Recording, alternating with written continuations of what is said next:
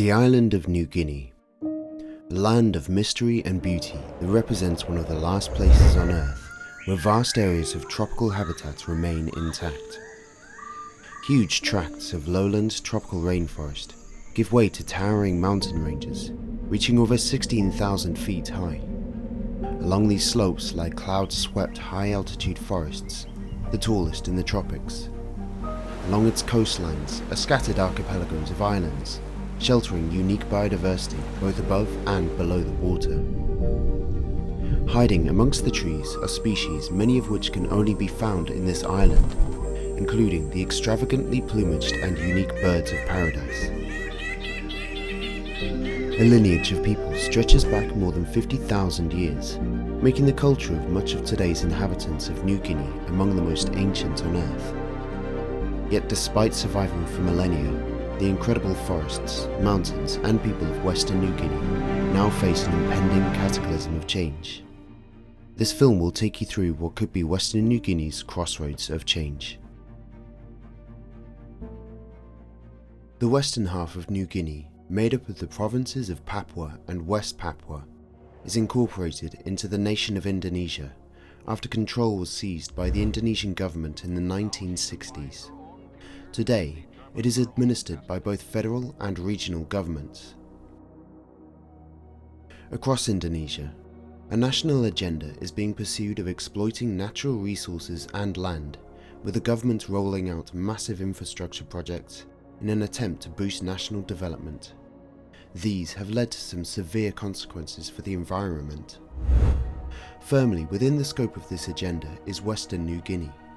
A federal plan for a 4,000-kilometre development corridor will open up previously inaccessible regions for development and change. At the heart of this plan is a new road network named the Trans-Papuan Highway, already under construction. This will traverse the island from coast to coast and penetrate previously intact forest. While this network is being billed as being necessary to facilitate local economic growth, it will give unprecedented access for loggers, miners and plantation companies, largely owned by outside companies. New centres of deforestation are already opening up along the route of the highway, with vulnerable lowland peat forest in the southeast of the region being particularly threatened. As this valuable forest is cut down and replaced with the oil palm plantation, massive stores of carbon are being released into the atmosphere. Across Indonesia, peatlands store at least twice as much carbon as any other standing forest. If Papua's vast peatlands continue to disappear, the implications in the fight against climate change will be severe. The road network has also triggered a rush to secure valuable mining exploration concessions. Incredibly, these are being awarded even within the boundaries of one of Papua's most protected landscapes, the UNESCO World Heritage Site, Lorentz National Park. At 2.35 million hectares, this is the largest protected area in Southeast Asia and is the only protected area in the world to incorporate a continuous transit from snowcaps to tropical marine environment. Located at the meeting point of two colliding continental plates, the area has a complex geology with ongoing mountain formation, a high level of endemism, and the highest level of biodiversity in the region. Mining in Papua has led to massive environmental destruction, pollution, and social unrest, and the proliferation of these concessions within the borders of Lorentz throw doubt on the future integrity of the park. In addition, another new zone of deforestation is opening up, this one within the borders of the park. Covering much of the upper reaches of Lorentz National Park are ancient forests of southern beech trees. Having survived since the time when dinosaurs walked the earth over 80 million years ago, these living fossils from the past face a new threat in New Guinea. A parasitic fungus, Phytophthora cinnamomi, against which the trees have little defense, has been introduced to New Guinea and is spreading rapidly. The cinnamomi fungus is causing massive dieback of the forest and threatens the only place in Southeast Asia where southern beech trees may be found. The introduction of this parasite may have been caused by road construction equipment and materials, which were imported from outside with no decontamination effort. Its proliferation is now unchecked and these forests could well vanish. As a result of the dieback caused by cinnamomi, road expansion and mining concessions, UNESCO is now considering redesignating Lorentz National Park as a World Heritage Site in danger. Ever since the western half of New Guinea was annexed to Indonesia in the 1960s, following a military-controlled referendum that was widely regarded as a sham, tensions have simmered between indigenous Papuans and non-native people. Most non-indigenous people on the island migrated to Papua from other regions of Indonesia in a state-sponsored transmigration program known as Transmigrasi. In 1971, 96% of people in West Papua were indigenous peoples. Today, it is less than half.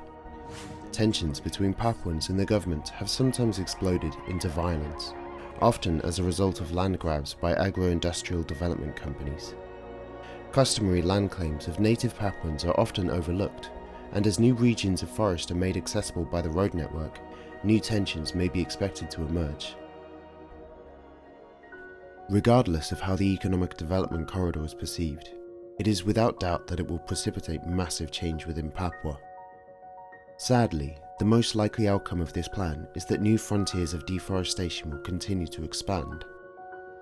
Peatlands will be converted to monoculture plantations, releasing catastrophic levels of greenhouse gases. Mountains will be stripped bare for mining, and tensions between local and non-indigenous people will be exacerbated.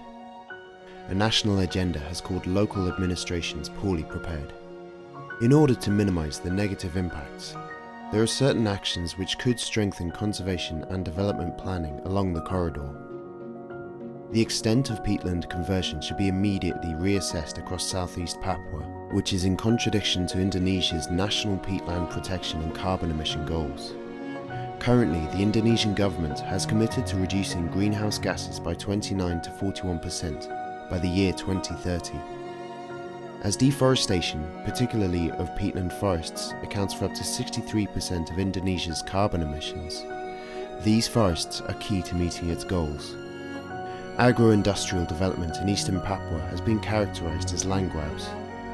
Currently, customary land claims by local people in Papua are drastically underrepresented in comparison to other areas in Indonesia. An enhanced preemptive mechanism for addressing customary claims along the economic corridor should be considered a key priority. Mining in Lorentz National Park is perhaps the most stark contradiction in preserving Papua's natural heritage. This World Heritage Site is listed as 13th among 173,000 protected areas in the globe in terms of uniqueness and vulnerability of its wildlife. Concessions within the park undermine confidence that Lorentz will remain intact and should be nullified.